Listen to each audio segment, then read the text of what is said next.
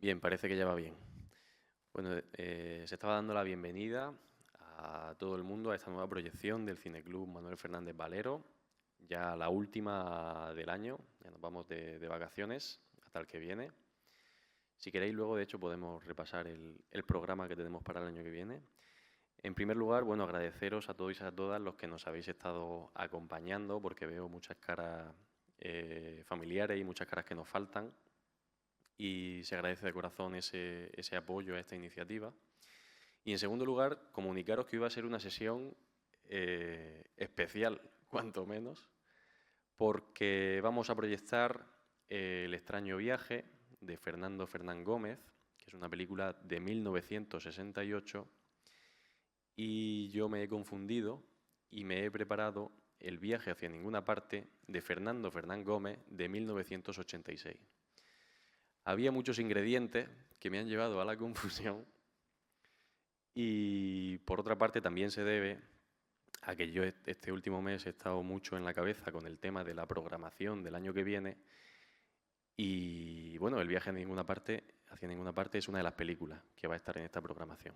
Entonces, bueno, de ahí el error, pero yo creo que es un experimento interesante porque algunas veces me decís, oye, ¿y cuántas veces has visto la película para ver todas estas cosas? Bueno, pues a veces no hace falta verlo tantas veces. Yo soy fiel defensor que con un par de visionados, hay un visionado en el que tienes que enterarte de lo que va el asunto y un segundo visionado en el que pones tu ojo en un aspecto formal de esta película. Yo en el caso de lo que me he preparado, pues lo había puesto sobre la música, porque es sobre algo sobre lo que no hemos hablado todavía a lo largo de estas sesiones.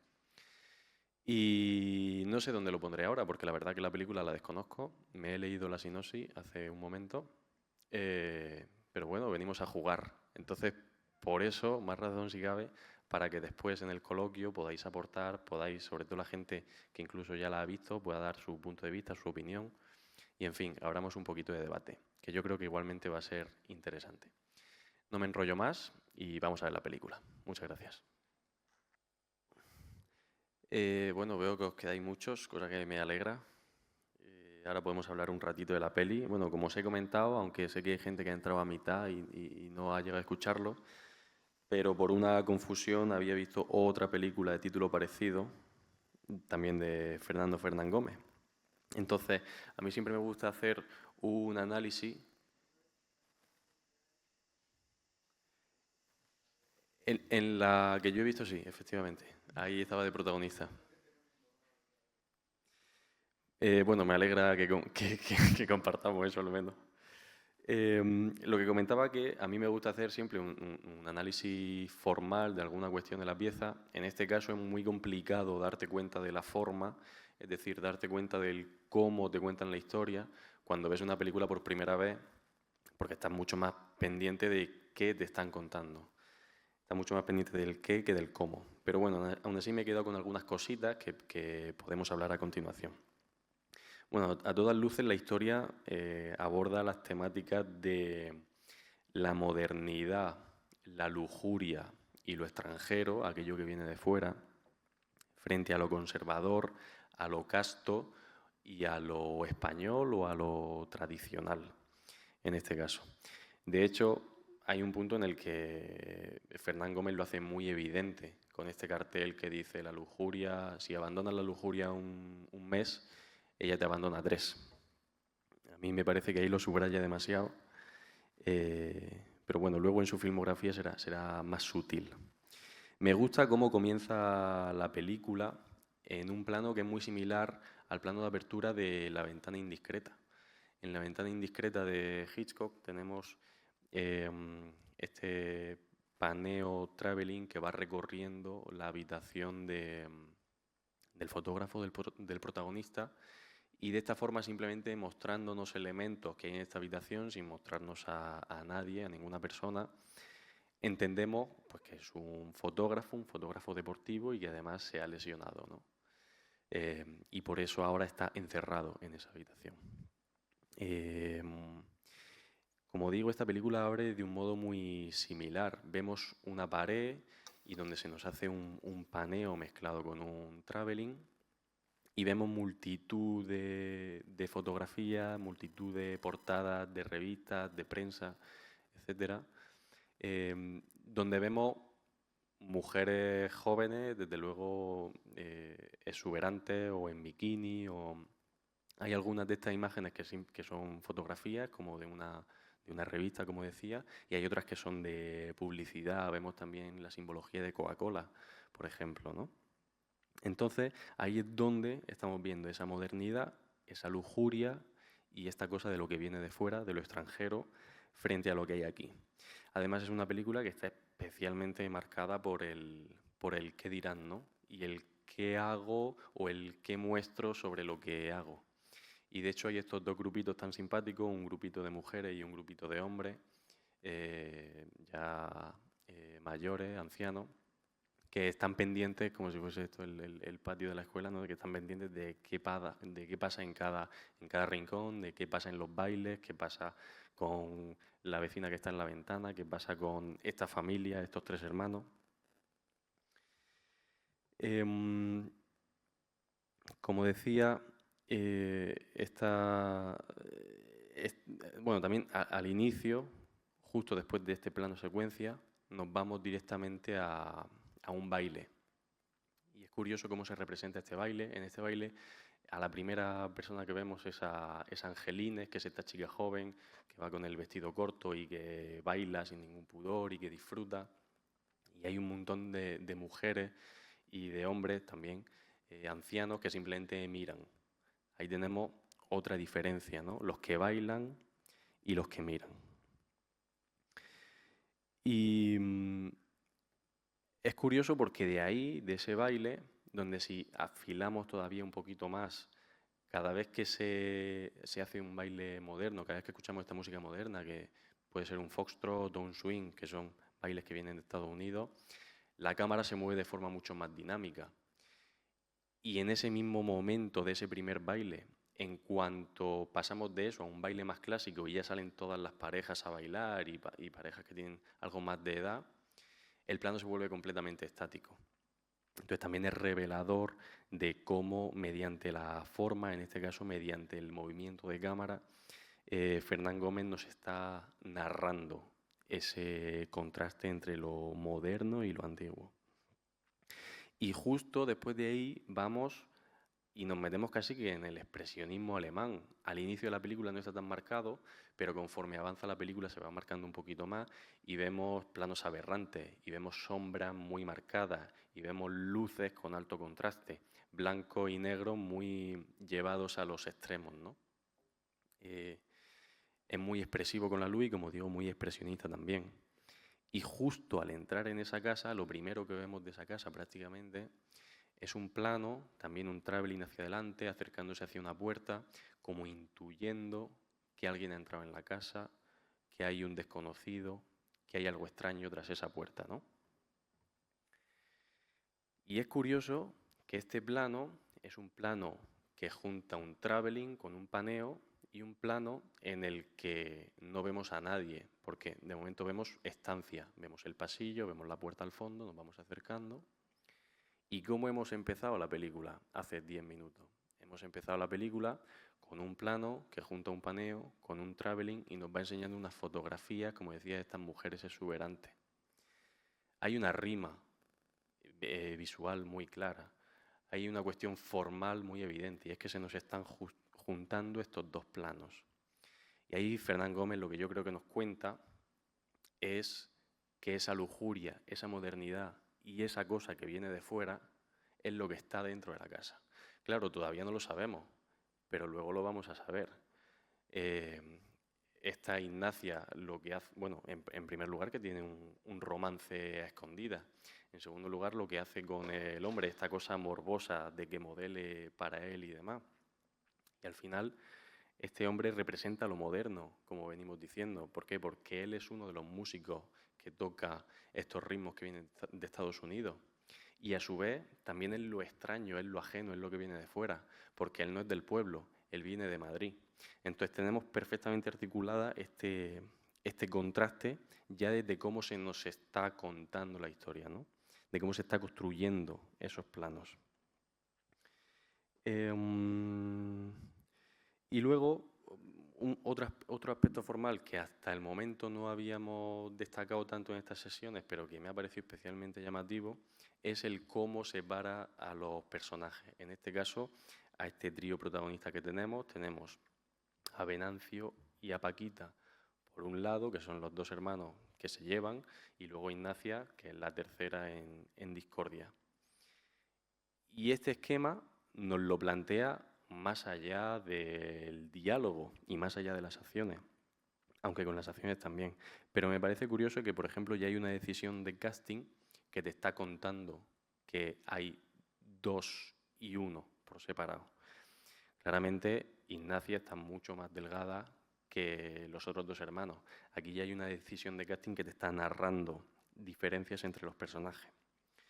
Pero también en cuanto a la acción, hay un motivo de la acción que es muy evidente, que es cómo tratan Paquita y Venancio, cómo tratan a los gatos y cómo los trata Ignacia.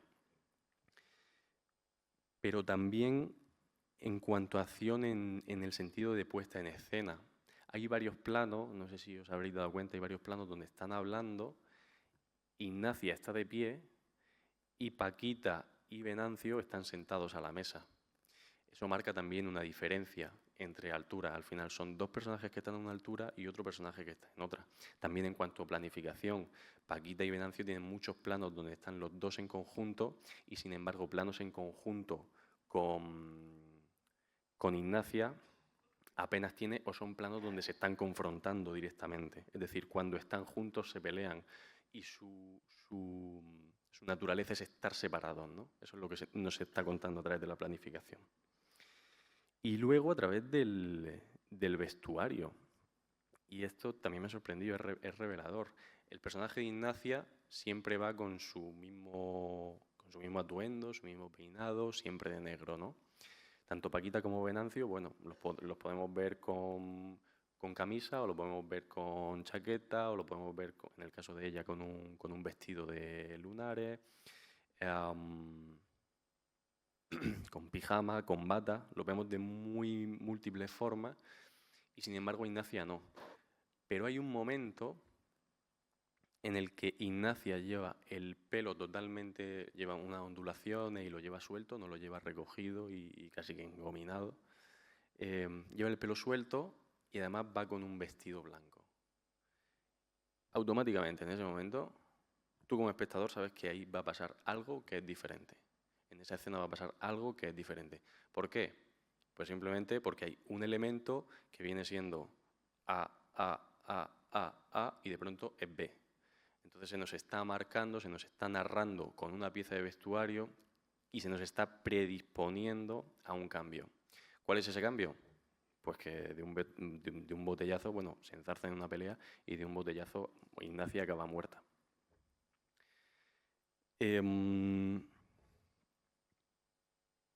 Bueno, son algunas cositas que he ido viendo, como digo, no es el discurso más estructurado que tengo, porque es lo que he podido ver aquí junto con vosotros, pero creo que sí que están esas cositas de fondo, ¿no?, que marcan muy bien el tema al final de la película, que es este contraste entre eso, lo de aquí, lo conservador, lo que tomamos por natural y lo que viene de fuera, lo moderno y lo lujurioso, al fin y al cabo. Y en último término, acabamos descubriendo una cara totalmente oculta de Ignacia hasta ese momento, porque la vemos con ese vestido blanco y la vemos con la matan. Pero después de eso, cuando vuelve a aparecer evocada por Fernando, por el músico, cuando va confesando, vemos que no iba siempre con ese atuendo negro, ¿no? Incluso la vemos con un vestido de lunares, como iba la otra hermana en determinado momento. Entonces vemos que sí, que hay toda una faceta que ella se está encargando de ocultar.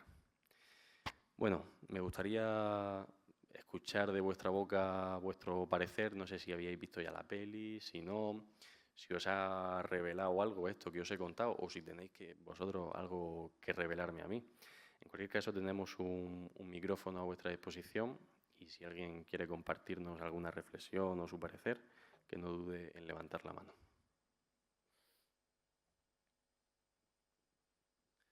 La historia hubiera sido otra si el hermano de Ignacia no lo hubiera matado y hubiera sido al revés, que Ignacia hubiera matado a su hermana, que estuvo a punto, que por eso fue el acto que hizo. Sí, bueno, la historia habría cambiado totalmente, claro. Y de hecho, como tú dices, estaba cerca de matarlo. Y yo en cuanto he visto, como decía, ese vestido blanco, que ya he dicho, uy, aquí pasa algo, de hecho lo que pensaba es que era Ignacia la que se iba a sobreponer a alguno de ellos. Aunque, bueno, finalmente no ha sido así. Sí que es verdad que por cómo está estructurada la película, me parece que acaba, no sé vuestra impresión, a mí me parece que acaba como floja, no sé, que acaba como en bajo. Porque es como que sucede todo, pero la forma en la que te va desgranando lo que ha sucedido no llega, por guión, no llega a parecerme como que te enganche. Yo estoy casi que más enganchado al punto al que Fernando se siente mal porque él sabe que ha sido el asesino y tal y tal.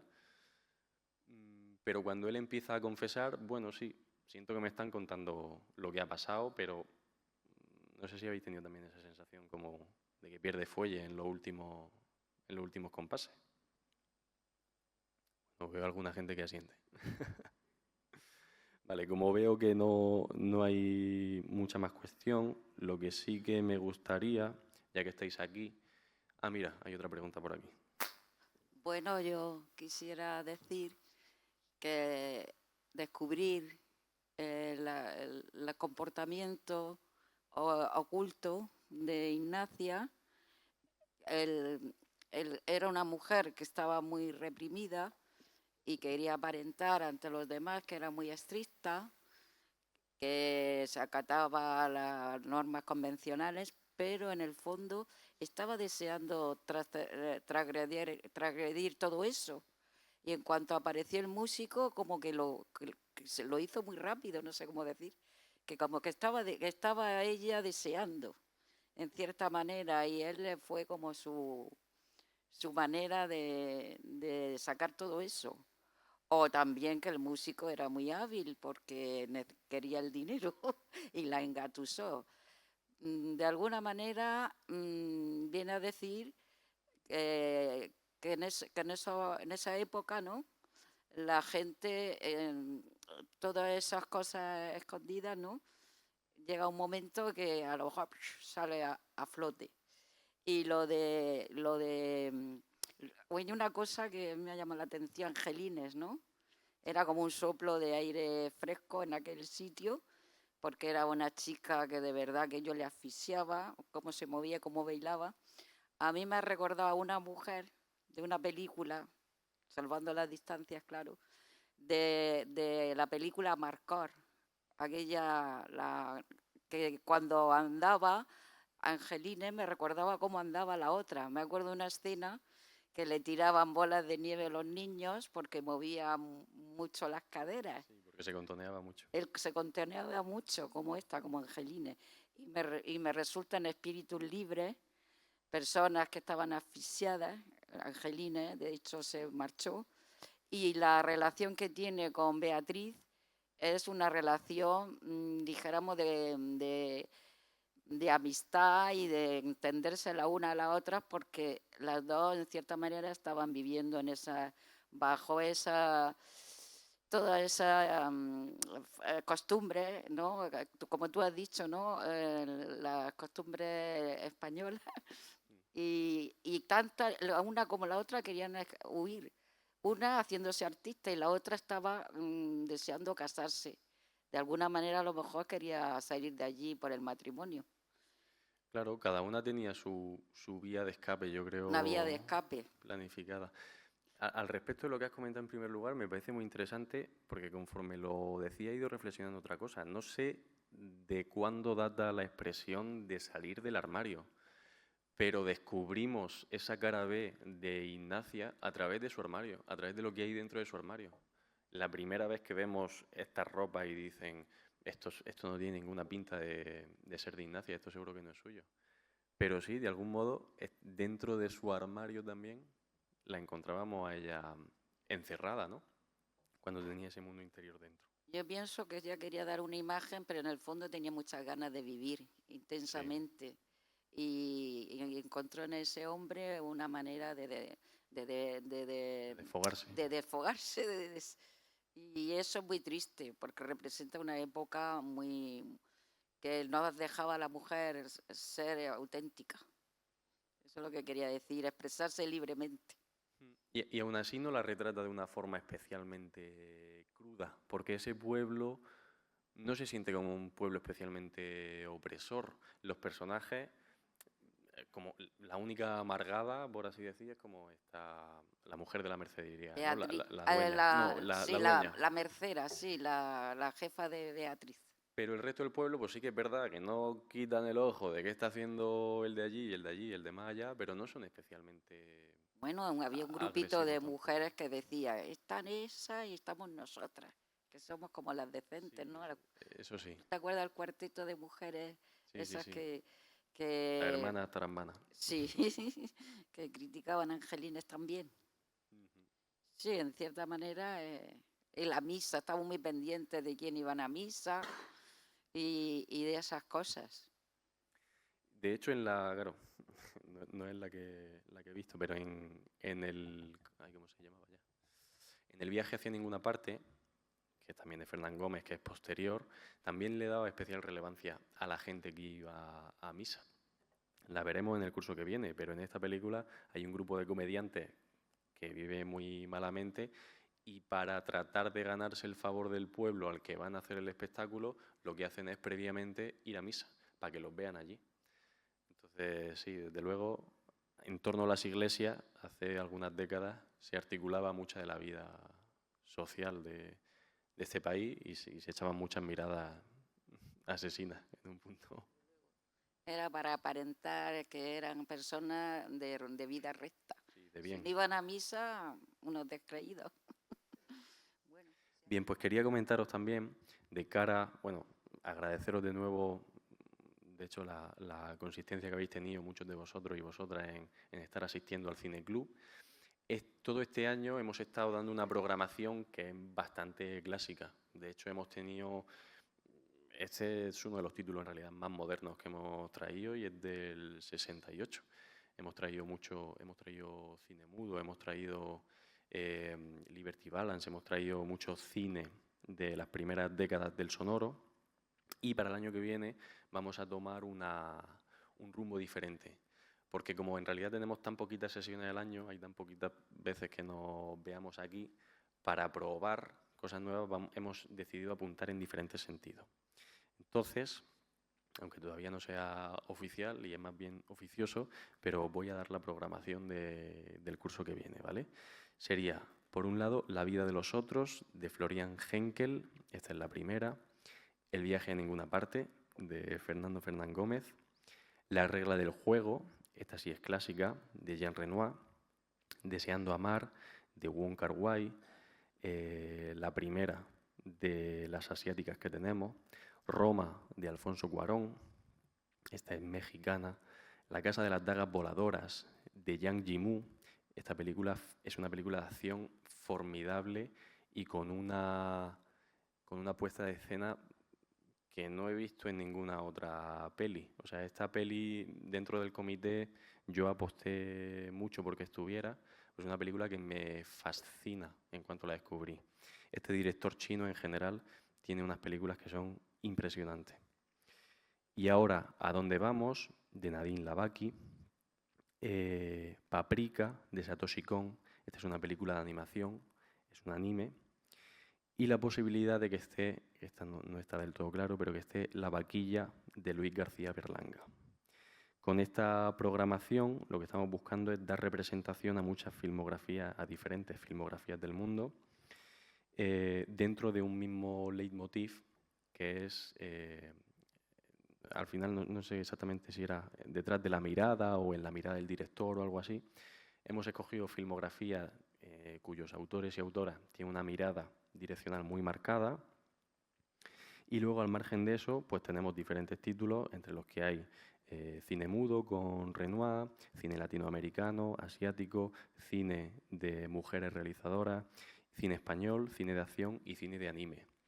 Yo sé que quizá aquí hay alguna gente de más edad que no está a lo mejor acostumbrada a alguna de estas filmografías, pero yo sin duda os animo a todas y a todos a que podáis continuar viniendo, podáis conocer esta nueva filmografía, porque al final creo que lo interesante de conocer estos aspectos formales, lo interesante de conocer estos cómo detrás de esos qué que nos están contando, me parece que es lo más relevante, porque al final es ese trabajo de orfebrería y ese trabajo en el que se centran los directores y directoras, ¿no? Entonces, bueno, por último, agradecer de nuevo vuestra asistencia y nada, espero poder veros también el año que viene. Un abrazo y que paséis buenas fiestas.